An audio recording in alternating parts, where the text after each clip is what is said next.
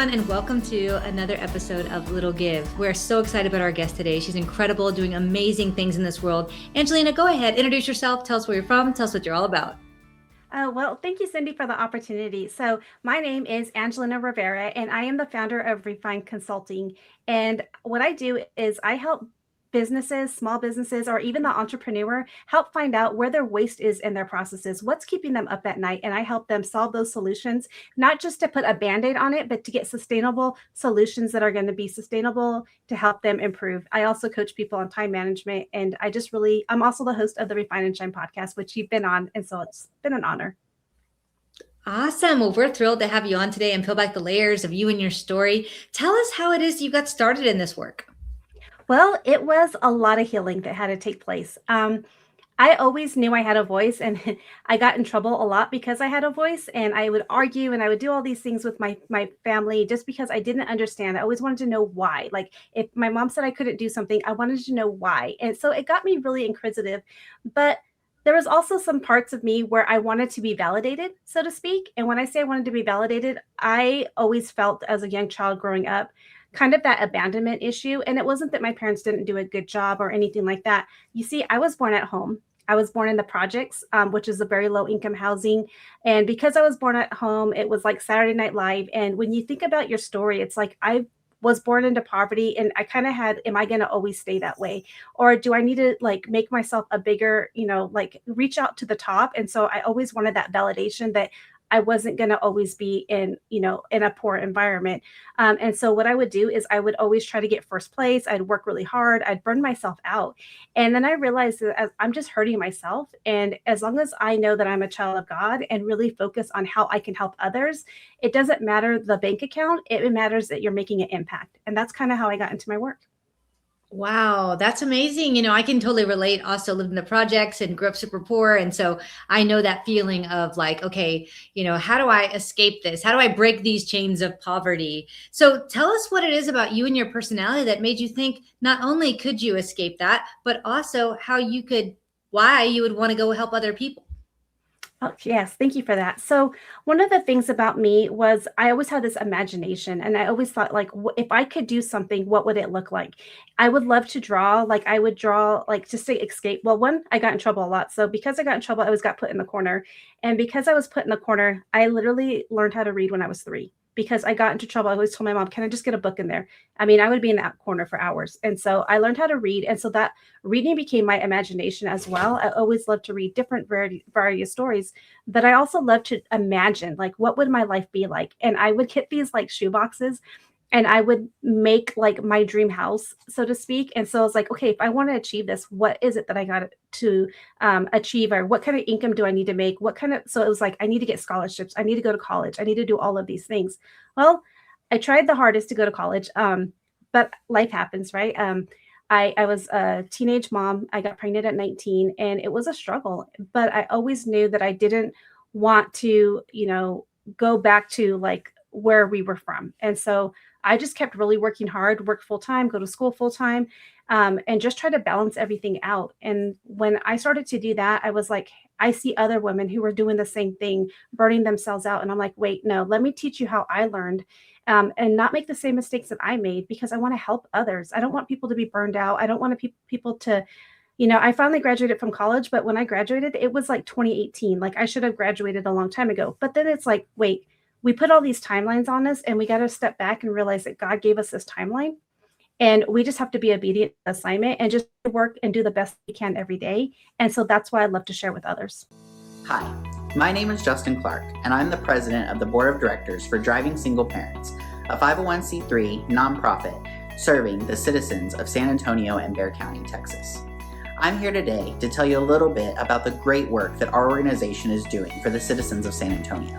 What you're about to see is just a few photos and videos of the way that we're changing lives for single parents in and around San Antonio, Texas. Our first giveaway took place in April of 2017, just one short month after the formation of our organization. John, a Bexar County resident, was the victim of a horrible drunk driver incident. He and his daughter survived the crash, and we were so proud to give our first car to this deserving family. Fast forward to 2020, a very difficult year for nonprofits. We were able to secure 4 vehicles for single parents in need.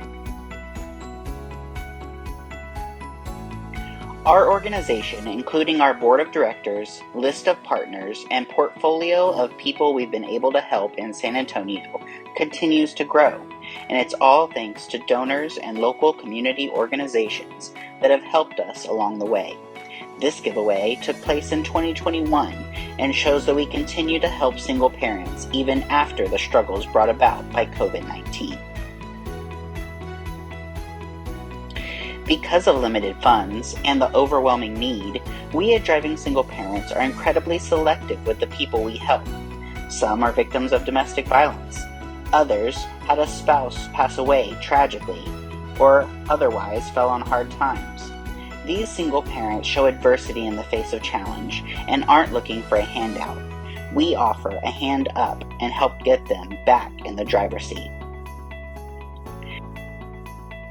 Many of the single parents we help go on to graduate college, get promotions, get married, mentor others, and some have even been so touched by the gift we gave them that they have decided to join our board of directors to pay it forward and ensure the continued growth of our organization. If you would like to help our organization continue to grow and continue to help single parents in need in San Antonio, Texas, and Bexar County, Texas, we would really appreciate your support. Please visit us online at www.drivingsingleparents.org. Thank you. I love that. And things happen in the timing it's meant to happen. Everything worked out just the way it was meant to for you. And then now look at all the amazing things that, you're doing to help other people. So you graduate and you do these things. What happens next? Well, what happens next? I'm actually started getting into speaking. I think it's really important to start sharing your story. And I was really honored that in July, I got to come out in your magazine. And that was the first time I had told my story in a public forum like that, of where I was born, how my life was, and I did that to also tell people that it doesn't always have to be this way. And that's where I got into the SHINE principles, which I talked about in the article. But just to share real quickly, the SHINE principles that I started building for myself and like to share with others is show up every day. No matter how hard it is, just show up, because that's truly important. The H stands for have good habits. We have to look at what we're doing every day. We got to look at what we're putting on our calendar. And if that calendar is not moving us forward, we got to change our calendar to get those good habits in. I is to be intentional. Intentionally be present wherever you're at. If you are spending time with your children, if you are, everything, be present with your children and don't worry about everything else that you need to be. And then N stands for never give up, because we're all going to have those days. And so if there is something that we have in our heart, a desire, yes, we're going to have bad days, but you just got to keep going forward and never giving up. And then my E stands for every day celebrate those wins. And that's how I tie that into my podcast, Refine and Shine Podcast, which is all about refining in order to shine to the person that God has intended us to be. I love that. Okay, so you come up with all this and then you're like, I'm going to start a podcast. Tell us about how that transition happened and how, you built yourself up to realize, hey, I could do this in a bigger platform and help people even further if I start this podcast. Well, one of the things is I wanted to leave a legacy. And, though I have children, I'm not even sure if they'll ever have they'll have children at all, because, just the way that society is, they kind of don't want them, but that's okay. That's all. But I wanted to have an impact. And I was like, how can I have an impact? And I had heard somebody speak before, and they said that when they started their podcast, they were about to end their podcast. And one day they got a letter from somebody that said, because of their podcast, they decided not to take their life. And I said, oh my goodness, I could share stories of resilience and strength. I meet all kinds of amazing people, and let me share those stories so that people know that it's okay. And actually, my first podcast episode, I launched it on the day that I had miscarried in between my 2 children. And the day that I had that child was supposed to be born is the day that I launched my, that should have been 21 is the day that I launched my podcast. And so I've been able to share stories and share that we can go through pain, we can go through tragedies, we can have a lot of trauma that has happened, but we're the ones that are in charge of our future. We need to look at ourselves in the mirror and say that we make that one decision, that we are the ones that can change things for the better. It is all up to us. We can't blame everybody else for the mistakes or everything like that, or become going from being the victim to the victor. And how can we become a victor and share with others that it's okay that things happen? Yeah, it's not good, but hey, this is what I've learned from it so that I don't make the mistakes or that you don't make the same mistakes. And this is how we're going to move forward in life. And I think that that was really important. And that was what was behind the podcast. Yeah, I think that's amazing and really important. And that you're sharing like the raw, real stories. A lot of times, you get the highlight reel of somebody's life, right? Like, Mhm. wow, they're amazing. And I remember thinking, geez, when I make it to this level of success, I'm going to have it all figured out. And I know throughout my life, I've been like, all right, now I have it figured out. And then boom, crash, and then it's like, no, no, no, now I have it figured out. But what I've realized is there is no I have arrived. There's Mhm. always going to be struggle. There's always, no matter whether you make the most money or the least amount of money, or you're doing great or you're helping, no matter what, there's always going to be trials and tribulations and things that go right and things that go wrong. And you're never truly going to have it figured out. And I used to find that scary, but now I find it so exciting because you never know what's going to happen next or what you're going to learn from it. What are your thoughts on that? Oh, I absolutely agree. I think that every trial and tribulation that we go through, we may have failures in life, and that's okay. And so many people are so scared to take action because they don't want to fail. But what do we want to live 20 years from now, or we're on our deathbeds and we're like, oh, I wish I would have did this, but I was too scared. And so you got to just take things, go out there and go for the things that you want for yourselves and for your family and everything. Go out there, even do it scared. And if there's a failure, at least you tried. And what is the lessons that you could learn? And that's why I got into, like, when I start talking about like my process improvement and all the things I do with my consulting that I've also have formed, because that is to help people, help businesses. Okay, I'm making this mistake. I'm keeping me up at night. I'm wasting lots of money on, say, we'll talk manufacturing. I'm having all this rework, which is costing me so much. What is wrong with my processes? And that's where I love to dig in, because those, you wouldn't know that you had these problems unless you had a little bit of failure. So let's go walk through your processes and improve it. And that's the thing that we need to do with our lives. We need to assess where we're at. Okay, we made a mistake or we had a failure. What can we do to improve it? And how can we help others not make that same mistake? And you know, like you said, like, it's never going to be easy, but we have to be intentional and just know that there are going to be days that are hard, but we just have to show up.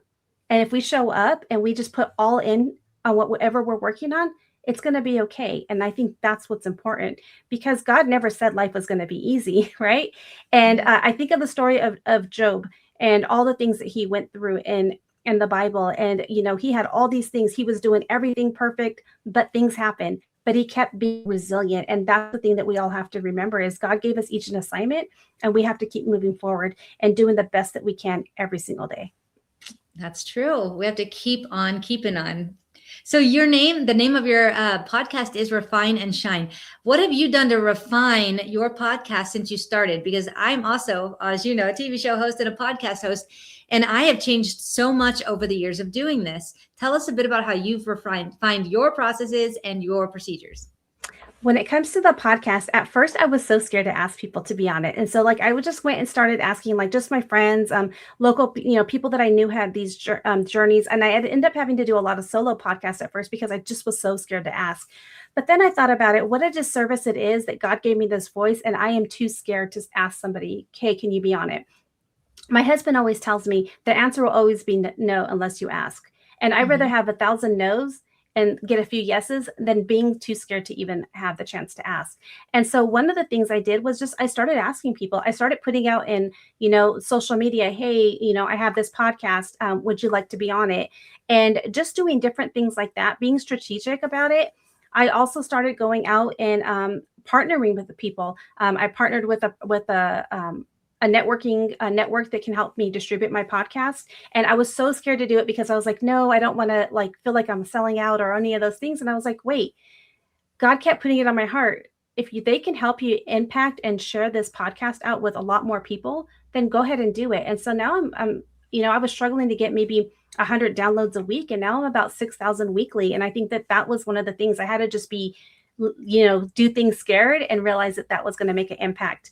The other thing that I started doing was, instead of just releasing them weekly, I started doing more a week, because I thought, I have all these people. I'm actually really, really excited because I have 40 people that I've already recorded with, and I'm booked out till July now. just because people now have seen my podcast, they hear about my podcast and they want to be on there. Instead of saying, being too scared to ask, I have people coming to me now, just because I had to put myself out there. And I think that's important.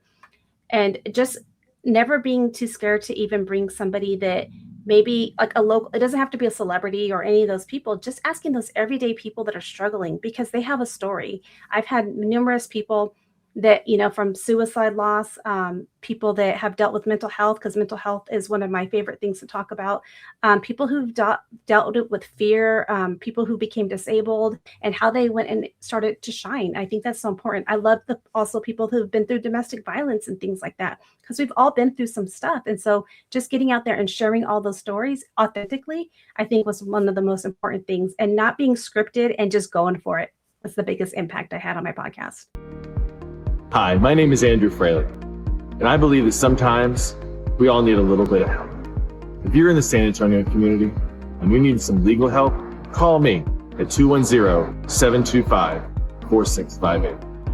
I 100% agree. Yeah. And you being open to opportunity really, really puts you into a position to where you can help even more people and get your voice and then other people's stories to be told. And I love how you talked about how just ordinary people, that we all have a story to tell, and everybody's story is worth telling and worth sharing.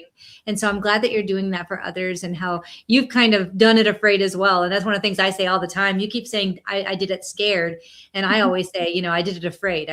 All the things that I've done with shaky hands, and some of them have been the greatest things I've accomplished in my life. Terrified, but I did it. And it's so exciting when you get on the other side of fear and you're like, wow, I actually did that. How has that been for you now that you've walked this path and this journey, and now you're here? How do you feel about having done all of this? It feels really good. And one of the things that, being inspired by you, and when you were on my podcast and we had that conversation, and then just kind of watching everything that you're doing, I realized I had to start one of the things is I had to start telling my story, and I had to start weaving in my own personal lessons, and not, I have these guests and I was kind of doing solos here and there, but I wasn't really being true. And I'm not saying I was being fake, but what I wasn't doing, I wasn't telling people the things that I had been through as well.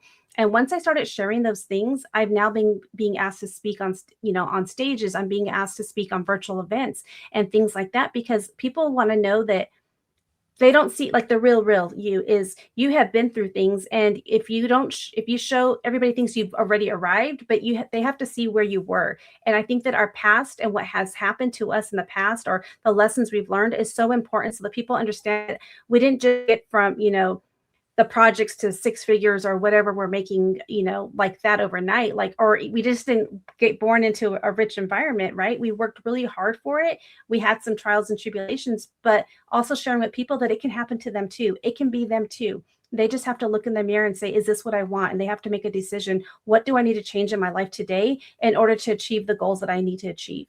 I think that's what's been the biggest impact on me. And I have to learn to love myself through all the faults and all the things that I've been through.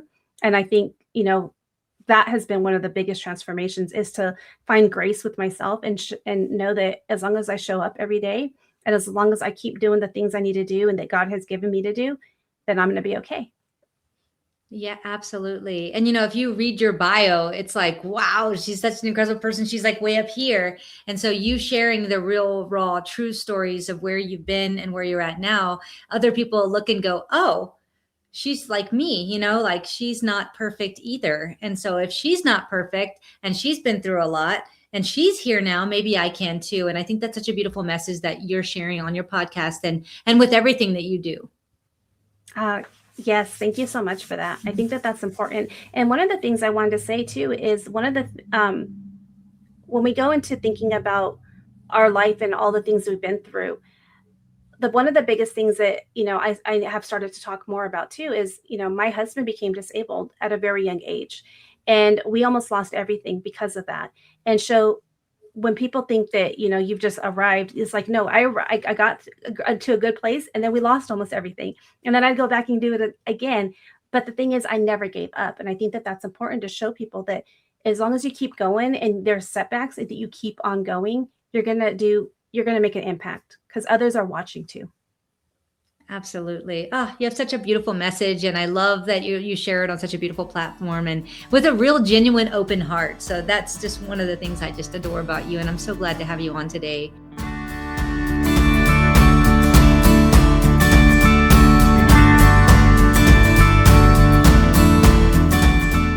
Share with the audience a thing that they can do in their community that might just be a little give on their end, but might make a big impact on the other side. I think that you need to find out what you're passionate about, and there may be a nonprofit in your area that you can volunteer some time. And if you can't volunteer because your time is crazy, well, then you need to talk to me because I'm a time management coach and help you find some time. But you also just need to figure out, maybe I can do a donation, or help out, donate something, maybe donate a meal or something that they can use to celebrate with this nonprofit. But find a nonprofit and see what you can do to help them, see what you can do to serve them.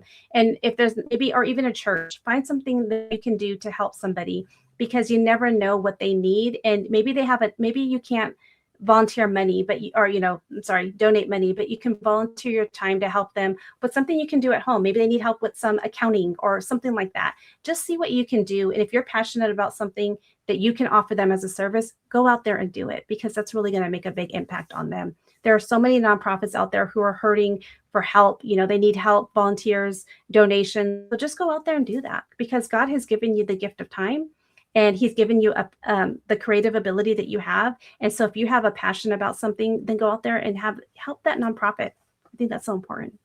Oh, that's so profits, even if you can't do time, by donating your time, and you can't donate money, even just sharing their content online. Just you see a nonprofit and that they create a post online, just click share. It's free, and that could get in the hands of someone, or in front of someone that can really, really help the nonprofit. So I love that example.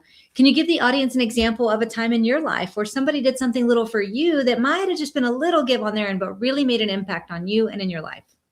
Yeah. So I had told you earlier, we were very poor, and somebody volunteered or nominated our family when we were little, to be in for Christmas as a donation. And we got a call. My mom got a call and said, "Hey, you were nominated, and we're going to give you a Christmas tree. We had never had a real Christmas tree, and we're going to give you some toys for your kids, and we're going to give you some food, like a Christmas meal." And whoever nominated us must have known us from school, because there was only 3 of us at school, and my mom still had 2 more kids at that time at home. But they gave us each, we had some presents, and we had the real tree, and we were able to have like a turkey and a ham and all of these fixings because somebody donated it to us.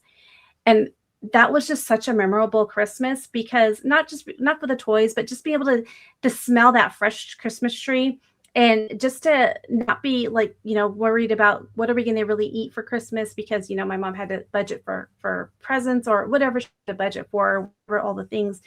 That was one of the biggest things. And so now every time I'm able to donate to somebody or help somebody out, or you see during the holidays, or even not just Christmas, but any type of holiday, that's the thing that I always remember, is how I felt as a little kid, because somebody took the time to put our names into this nonprofit that gave us that Christmas tree.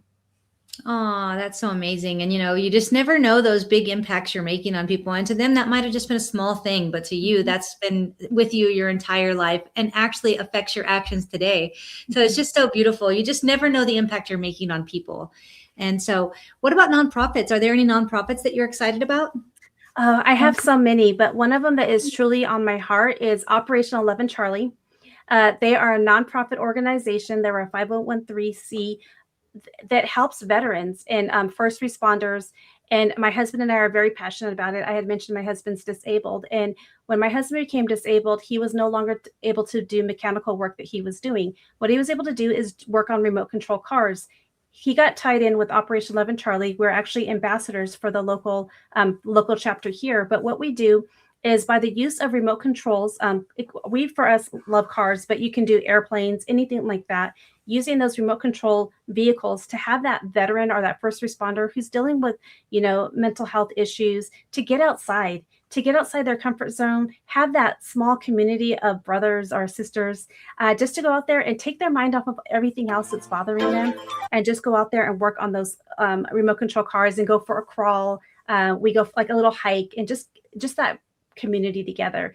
And so that's one of the things we're really passionate about. We do lots of outings to raise money. And it's just the mental health. Just all of the mental health is one of the best things about it. So that's one of the events that we were at just recently in Utah.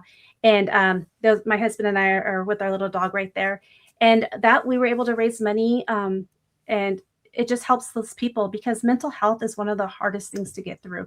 As I said, my husband's medically retired because of the mental health. And I have seen my husband and so many others become alive because of using these. And it's like, it's toys. Yeah, but it helps you. It helps you get out your comfort zone. It helps you go out there and just forget about all the chaos. It gets you away from social media and all the other things and the judgment and just out there to have a good time. And so that's one of the things that I'm super passionate about. I love it. I haven't heard of that nonprofit before. So thank you so much for sharing with our audience today. Why don't you tell the audience where they can find you, get to know more, listen to your podcast, all the things?